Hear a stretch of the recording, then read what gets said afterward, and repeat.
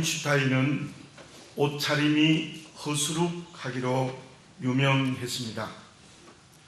1년 내내 검은색 가죽 상의 하나로 늘 길을 다녔고, 심지어 그는 그 당시에 발에 양말을 신지 않고 살았습니다.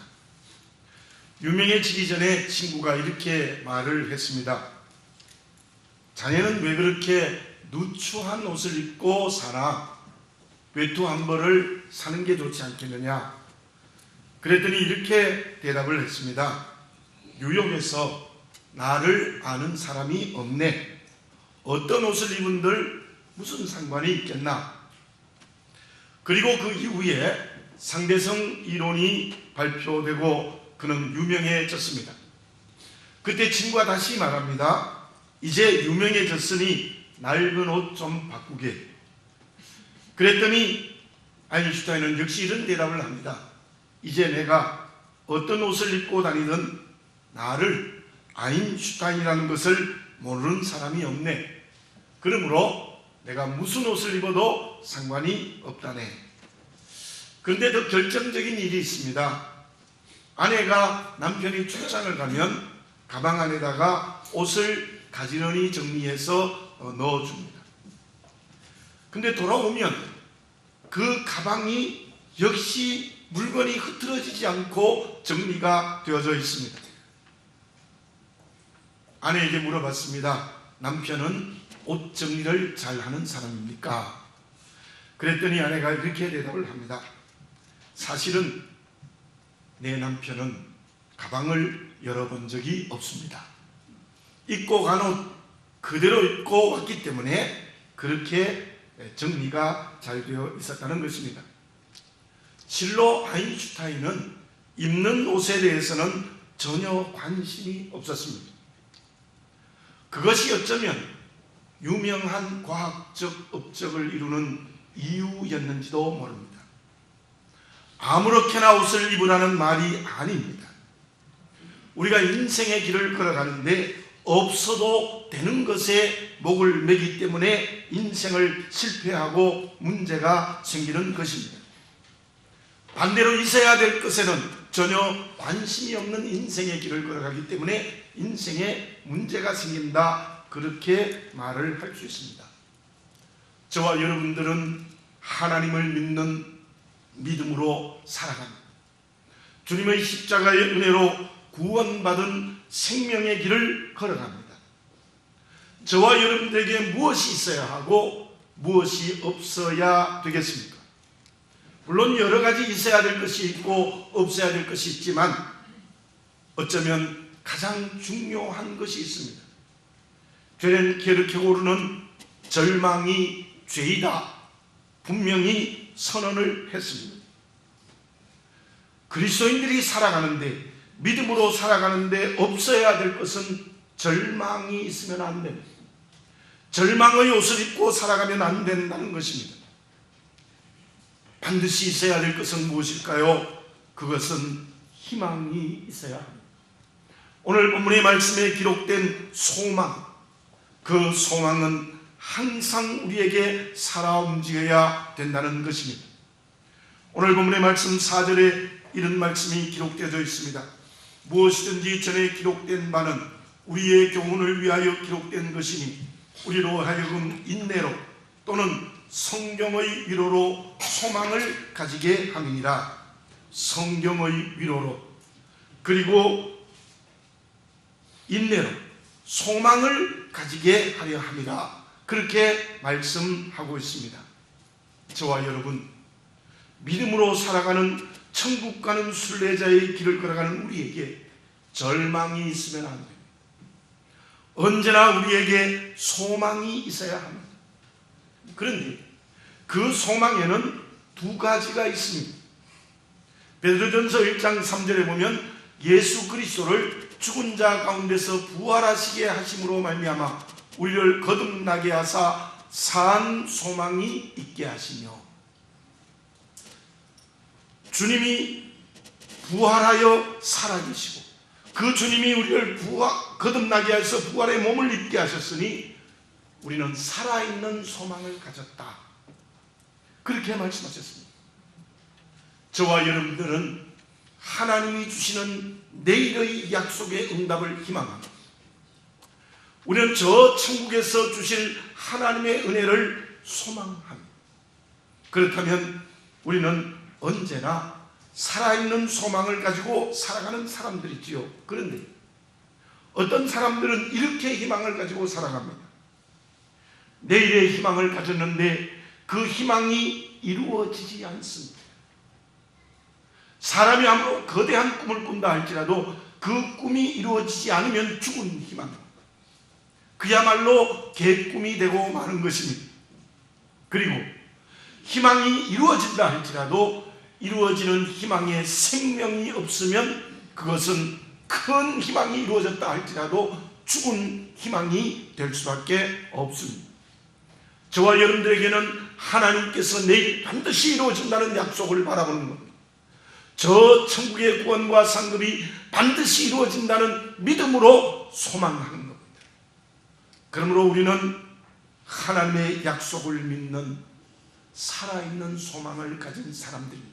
생명이 있는 소망을 가진 사람입니다. 에서의 희망은 어쩌면 눈에 보이는 팥죽 한 그릇의 희망을 두었습니다. 그 희망은 이루어졌지만 그 희망 속에 생명이 없었습니다. 야곱의 소망은 어떻습니까? 하나님이 주시는 약속을 붙드는 생명이 있는 소망이었습니다. 저와 여러분, 지금 우리는 에서의 소망을 붙들고 살아갑니까? 야곱의 소망을 붙들고 살아갑니까? 다시 한번 오늘 우리 자신들을 바라보며 하나님의 약속의 응답을 바라보는 소망, 생명이 있는 살아있는 소망을 가지는 그리스도인이 되어져야 될 줄로 믿습니다. 그때 우리는 진정 천국 가는 믿음의 순례자가 될 수 있습니다. 죽은 희망을 버리시기 바랍니다. 이루어지지 않는 희망을 버리시기 바랍니다. 진정 살아있는 소망, 생명이 있는 소망을 붙들고 저 천국 가는 믿음의 순례자가 되어져야 될 줄로 믿습니다. 그러면 그렇게 살아있는 소망은 어디에서 누가 주시는 것입니까? 도스카 마사작가가 쓴 세계 최고의 인재들은 왜 기본에 집중할까라는 책이 있습니다. 이 작가가 실제로 이런 경험을 바탕으로 그 책을 씁니다. 하버드 대학의 교수들을 만나서 대화를 해봅니다. 그리고 골드만삭스에서 만난 사람들과 대화를 해보니 그들이 가지고 있는 공통점이 있었어요. 그게 무엇이냐 하면은 기본에 성실하고 충실하다는 겁니다. 그래서 그 작가는 어떤 말을 쓰는가 하면 어떤 분야의 최고가 되는 사람은 그 분야의 전문적 지식이 있어야 하고 어쩌면 그 전문적 지식보다 더 중요한 것은 기본에 충실한 것이다.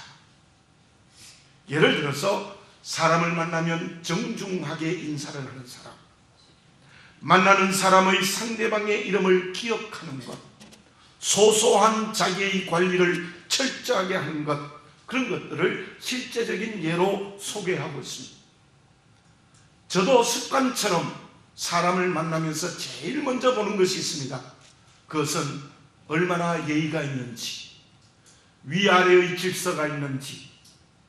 저는 유교적 문화권에서 살았기 때문에 저도 모르게 그런 마음을 가지게 되는 경우가 많습니다. 운동선수들도 기본 자세가 제대로 되어야 성공하는 선수가 될 수 있습니다. 믿음을 가지고 살아가는 저와 여러분들에게 기본은 무엇이라고 말할 수 있겠습니까? 살아있는 소망, 생명이 있는 소망을 가지고 오늘 살아가는 그리스도인들의 기본 자세는 무엇이겠습니까? 생명의 소망은 세상이 주는 게 아닙니다. 사람이 주는 것도 아닙니다. 내가 줄 수 있는 것도 아닙니다. 오늘 13절의 말씀에 보면은 소망의 하나님, 소망의 하나님, 그 말씀이 기록되어져 있는데 그 뜻이 무엇인가 하면은 소망은 하나님께서 주셔야 생명의 소망, 살아있는 소망이 될 수 있다는 것입니다. 그 말을 바꿔 설명드리면 오늘 본문의 말씀의 8절에서 13절에 나오는 복음이 유대인에게서 이방인으로 확장된다는 말씀이 있는데 9절에서는 이방인이 구원받는다는 말씀을 설명하고 있고, 제가 12절을 읽어보겠습니다. 또 이사야가 이르되 이새의 뿌리 곧 열방을 다스리기 위하여 일어나시는 이가 있으리니 열방이 그에게 소망을 두리라 하셨느니라. 복음이 이방으로 확장되어지는데 열방의 모든 사람들이 예수 그리스도에게 소망을 둔다, 이렇게 말씀하고 있습니다. 여기에 둔다라는 말씀은 다른 것에는 전혀 두지 않는다는 뜻이에요. 오직 예수 그리스도에게 내 인생의 모든 소망을 그에게 둔다는 의미입니다. 소망의 하나님, 하나님이 내게 소망을 주시는 분이라면, 약속을 응답하시고 천국의 구원과 상급을 주시는 하나님이라면 그분에게만 소망을 두어야 된다는 거예요. 세상의 가치는 물질이나 지위나 지식이나 어떤 세상의 가치에 소망을 두면 안 됩니다. 사람에게 소망을 두어도 안 됩니다. 내 능력에 의하여 소망을 가져서도 안 됩니다. 그 모든 것들은 죽은 희망이 될 수밖에 없는 것이죠. 루시라는 여인이 있습니다. 이방 여인, 모압 여인입니다. 유대 남자와 결혼했는데 아이도 낳지 않고 일찍 이 세상을 떠났습니다. 청상 과부가 되어졌습니다. 참으로 비참합니다. 재산도 하나도 없습니다. 늙은 시어머니가 있습니다. 그때 시어머니 나오미가 나는 베들레헴 고향으로 돌아갈 테니 너는 너의 갈 길을 가라. 그랬더니 룻기 1장 16절에 룻이 어떤 고백을 합니까? 어머니의 백성이 나의 백성이 되고 어머니의 하나님이 나의 하나님이 될 겁니다. 이 이방 여인 룻은 여호와 하나님께 소망을 두었습니다. 여호와 하나님께 소망을 두는 게 움직이지 않았습니다. 그 소망의 결과가 어떻게 되어졌습니까? 그는 보아스와 결혼을 하고 오벳을 낳았습니다.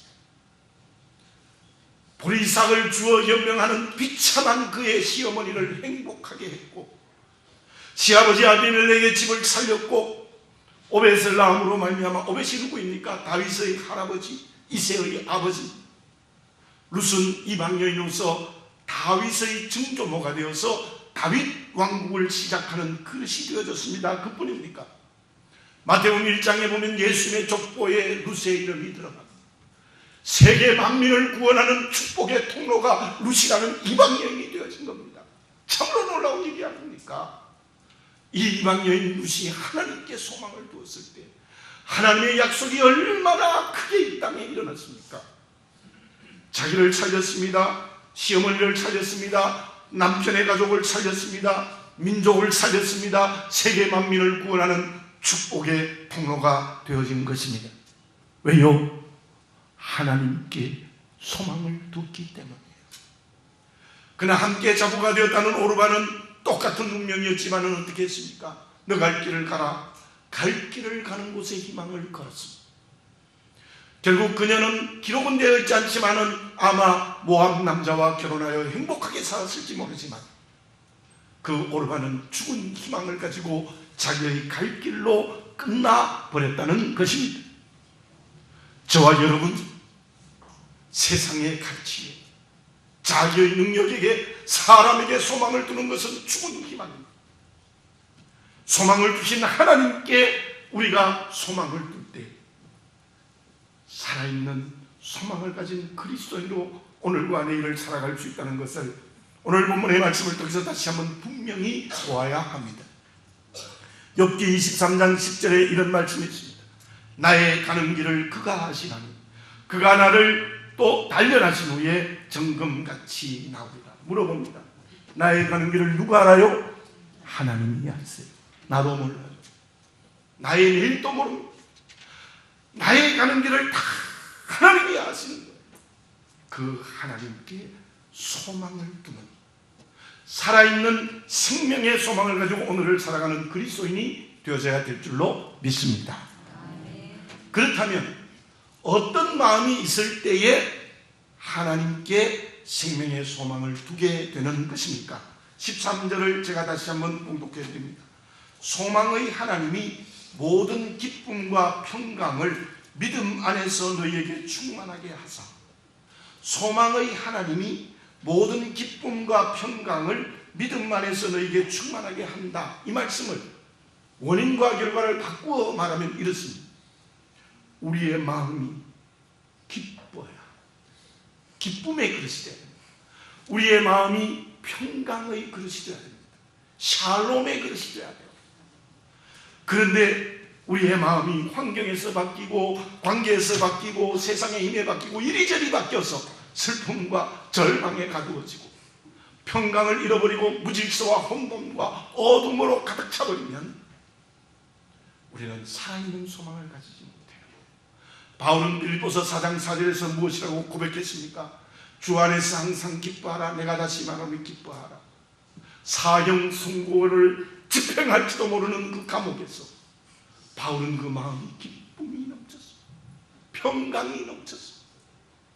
그러므로 그는 살아있는 소망을 가지고 로마를 복음화할 수 있는, 출발을 할 수 있는 그릇이 되어졌다는 것입니다. 저는 개인적으로 창세기에 나타난 요셉을 읽으면서 이런 생각을 합니다. 어떻게 요셉이 형들을 용서했을까? 요셉이 형들을 용서한 것은 그의 마음의 그릇이 기쁨과 평강으로 만들어졌고, 그래서 하나님께 소망을 들었기 때문에 형들을 용서할 수 있었던 거예요. 가룟 유다는 예수님을 은삼십에 팔고 난 다음에 양심의 가책을 받았다는 것은요, 긍정적인 의미도 있지만 부정적인 의미도 있어요. 마음이 혼돈했어요. 마음이 어두웠어요. 마음의 갈등이 심했어요. 그 결과는 자살하여 죽는 비참한 결과를 낳을 수밖에 없었다는 겁니다. 어떤 환경과 어떤 관계에서도 마음이 기뻐지시는 여러분들이 되시기를 바라겠습니다. 언제나 평강의 그릇이 되시기를 바라겠습니다. 그때 우리들은 하나님께 소망을 두는, 살아있는 생명의 소망을 가지는 그리스도인이 될 수 있을 줄로 믿습니다. 그러면 하나님이 주시는 살아있는 소망을 가졌다면 그 소망을 가진 우리들은 오늘을 어떻게 살아야 되겠습니까? 13절을 제가 다시 한번 봉독해 드릴게요. 소망의 하나님이 모든 기쁨과 평강을 믿음 안에서 너희에게 충만하게 하사 성령의 능력으로 소망이 넘치게 하시기를 원하노라. 소망이 넘치기 위해서는 성령의 능력이 내 안에 있어야 돼요. 그 성령의 능력이 나를 기쁘게 하고 나를 샬롬의 마음이 되게 하는 거죠. 이 말씀을 읽으면 저도 모르게 에스겔서 47장의 에스겔이 본 환상이 생각나요. 성전 문지방에부터 물이 나오는 걸 청량을 해봤더니 1천척을 청량하니까 발목에, 그 다음에 무릎에, 그 다음에 3천척 대 허리에, 4천척을 청량하니까 창이란 물이 됐다. 성령의 강물이 나를 창이라게 붙들 때 소망이 넘치게 되는 역사가 일어날 수 있을 줄로 믿습니다. 자, 그런데 오늘 본문의 말씀에서 소망이 넘친다.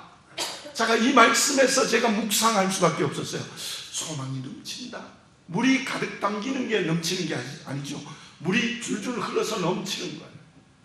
제가 한번 정수기에 큰 그릇에 물을 이렇게 따르라고 부어놓고 잠시 방 안에 들어갔더니 물이 막 흘러 넘쳐서 방 안으로 들어갔어요. 그게 흘러 넘치는 겁니다. 넘쳐요.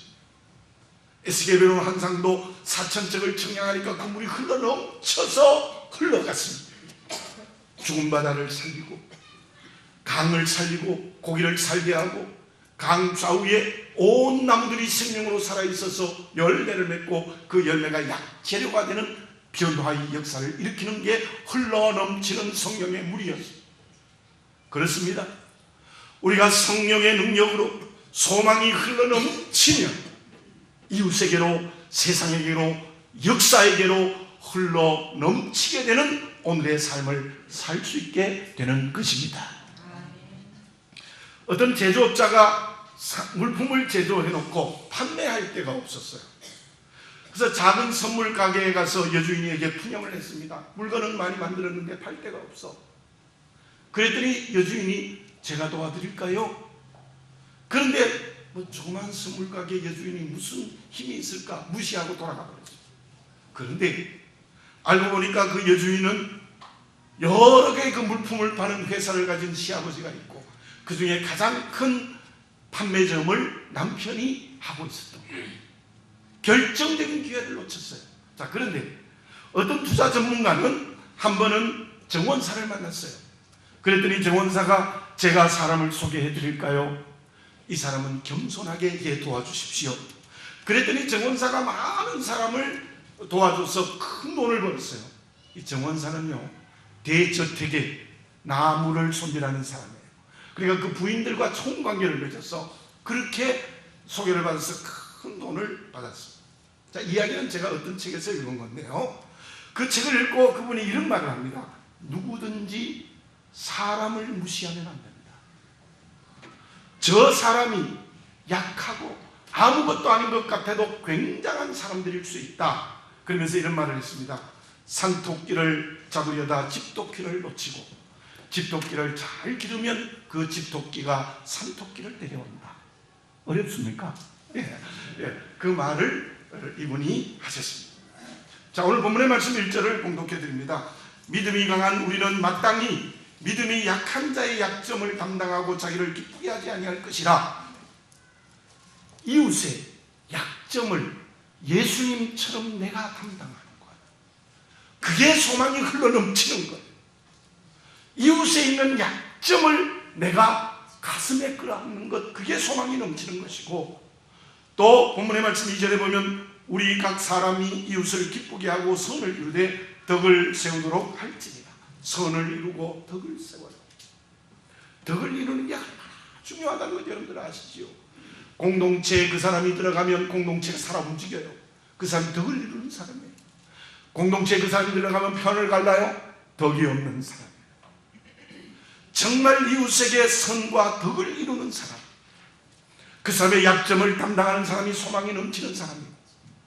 선과 덕을 이루는 사람이 흘러넘치는 사람이다. 그런데 5절, 6절, 7절의 말씀에는 교회 공동체 안에서 가지고 있는 소망이 넘치는 것은 무엇이냐고 말하고 있습니다.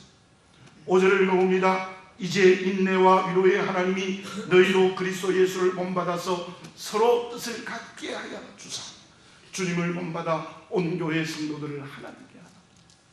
그게 산 소망이 흘러넘치는 거예요.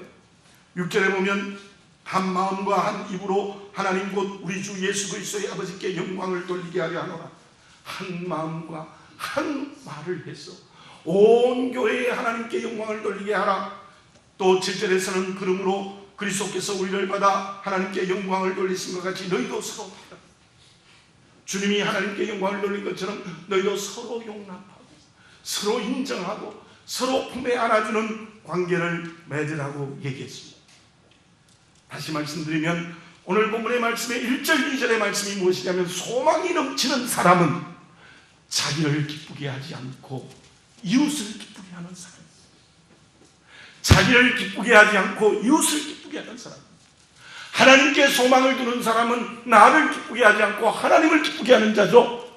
그 하나님을 기쁘게 하는 자는 나를 기쁘게 하는 것이 아니라 옆에 있는 이웃을 기쁘게 하는 것입니다. 버무란트 목사님이 쓴 하나님의 지하운동이라는 책이 있습니다. 그는 예수 믿는 것 때문에 감옥에 갇혀서 쓴 글인데 그 글 가운데 이런 재미있는 이야기가 있습니다. 남자와 여자가 깊이 사랑했습니다. 한 번은 남자가 사랑하는 여인집, 여성집을 들어가서 문을 노크를 했습니다. 똑똑똑. 누구십니까? 나요. 나요. 우리도 집에 가면 나요. 그렇죠. 문이 열리죠. 문이 열리죠. 이 남자가 돌아서 왜 문을 열어주지 않을까?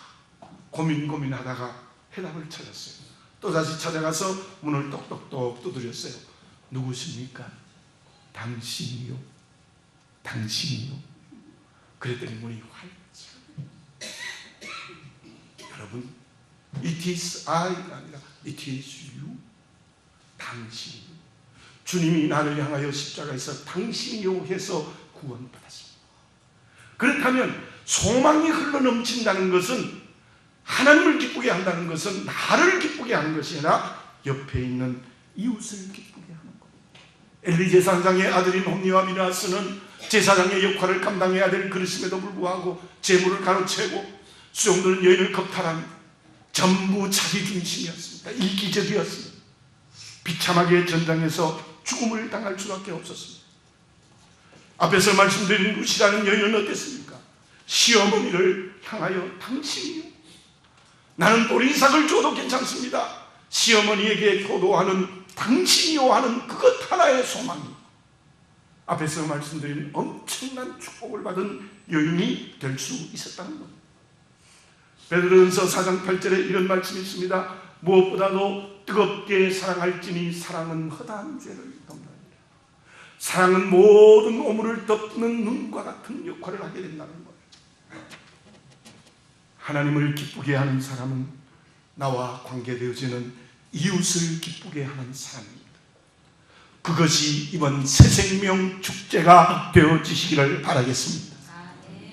그곳에 성령의 능력으로 소망이 흘러넘쳐서 죽은 바다를 살리고 강도 살리고 고기를 살아 움직이게 하고, 그리고 강자위에 나무에 열매를 맺어 약재료가 되는 하나님의 응답의 역사가 일어나게 되는 줄로 믿습니다. 그 결과를 이렇게 설명할 수 있습니다. 로마서 8장 24절에 보면 우리가 소망으로 구원을 얻었음에, 소망으로 무엇을 얻느냐? 구원을 얻는다는 거예요. 루시 그랬지 않습니까? 구원의 역사가 일어나지 않았습니까? 사무엘이 민족을 구원하지 않았습니까? 요셉이 가족을 구원하지 않았습니까? 우리가 살아있는 소망을 가지며 이웃을 기쁘게 하는 오늘의 삶을 살면 성령께서 구원의 열매를 맺게 하시는 큰 역사를 허락하여 주실 줄로 믿습니다. 농구 감독이었던 존 우드는 12번 결승전에 올라가서 10번 우승을 하는 대기록을 달성했습니다. 승리의 비결을 기자들이 물어봤습니다. 어떻게 10번이나 승리할 수 있습니까? 그때 그 감독의 대답이 이렇습니다. 선수들에게 양말과 신발을 올바르게 신으라고 가르쳤을 뿐입니다. 양말과 신발을 올바로 가르치라고 가르쳤을 뿐입니다. 여러분, 정말 그리스도인의 기본이 무엇일까요? 내가 양말과 신발을 제대로 신고 인생을 뛰는 기본이 무엇일까요? 그것은 하나님께 소망을 두는 살아있는 생명의 소망을 가질 때에 이루어지는 것입니다. 기도드리겠습니다. 사랑하는 아버지 하나님, 감사합니다. 오늘 맑은 날씨를 주시고 요 앞에 나와 말씀을 들었습니다. 나는 죽은 희망을 붙들고 있지 않습니까? 이루어지지 않는 희망을 붙들고 있지 않습니까? 하나님께서 주시는 소망, 하나님께 소망을 두는 살아있는 소망, 생명의 소망을 가지는 저희들이 되게 하여 주시옵소서. 그 소망이 흘러넘쳐서 성령의 능력으로 이웃을 기쁘게 하는 곳으로 가는 저희들의 오늘의 삶이 될 수 있도록 인도해 주시어서 이번 새생명 축제와 또 뿐만 아니라 우리 교회 공동체 삶의 저 천국 가는 길까지 구원의 열매를 맺는 성령을 체험하는 저희들이 되게 해 주시옵소서. 죽은 희망의 목을 매지 말고 살아있는 소망을 가지고 오늘을 살아가는 지혜로운 그리스도인이 되게 해 주시옵소서. 예수님의 이름으로 기도드립니다. 아멘.